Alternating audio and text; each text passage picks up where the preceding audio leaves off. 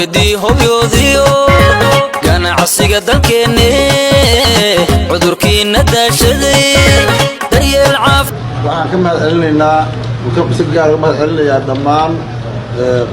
xelalka kala duwan iyo maasika kala duwan lagu fadhiyo ama lagu soo qayb galay soo dhaweynteena anigoon kala sheegay qaybaha kala duwan iyo maasika kala duwan oo la leeyahay sida diiran in loo soo dhaweeyay aad iyo aad baan u mahadcelinaynaa waqtiga dheer oo loo taagnaa aad iyo aad u mahadsantihiin mudanayaal iyo marwooyin dhammaantiin waqtiga noo dulqaadateen la sugayseen soo dhaweynta iyo mahadcelinta kadib waan ku faraxsanahay inaan markaa ku soo laabtay caasimadda dowlad goboleedka galmudug ee dhuusamareeb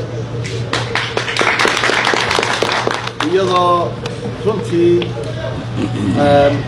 horumar badan laga sameeyey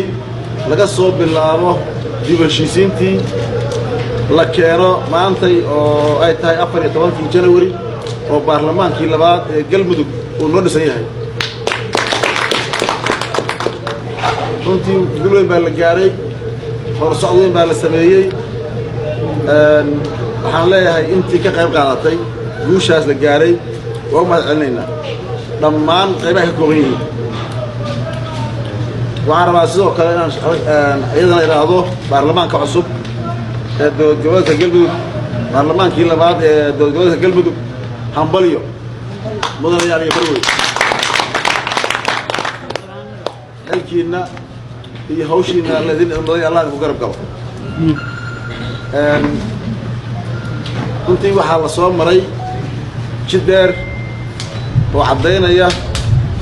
in ay reer galmudug go'aansadeen inay hore u socdaan dhinacna iska dhigaan wixii dib u dhac aniguna waxaan u soo diyaar garoobay horusocodkaas iyo horumarkaas inaan ka qayb qaato ku hogaamiyo weliba insha Allah tacaala inaan ka mahadceliyo aad iyo aad u mahadsantihiin mar raba inaan waqti dheer ka qaado waa la daalan yahay waa midda la taagnaa waxaan leenahay insha Allah tacaala doorasho